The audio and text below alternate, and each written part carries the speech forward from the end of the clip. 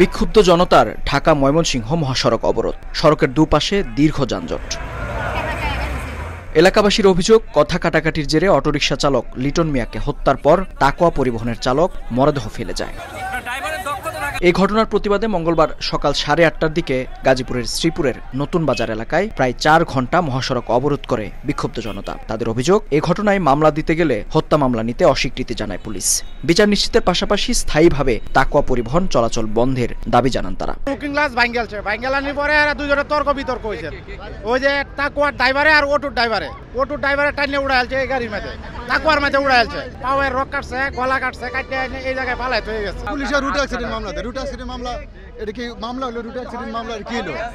Root accident না, এখন মামলা নিয়েছে, আমাদেরকে বলছে রাস্তা ছাইড়ে দিচ্ছে, মামলা নেওয়া হয়েছে। সেনাবাহিনীর সহায়তায় বিচার নিশ্চিতের আশ্বাসে অবরোধ তুলে নেন স্থানীয়রা। পুলিশ জানায়, এই ঘটনায় এরই মধ্যে একজনকে আটকের পাশাপাশি বাস জব্দ করা হয়েছে। সংশ্লিষ্ট বাসের ড্রাইভার আটক আছে, বাসও আটক আছে কিন্তু, আর সুপারভাইজার যে যার নামে আসামি, দুজনে যার নামে আসামি, তাকে আমরা আটকের চেষ্টা করবো এবং সর্বোচ্চভাবে চেষ্টা করব।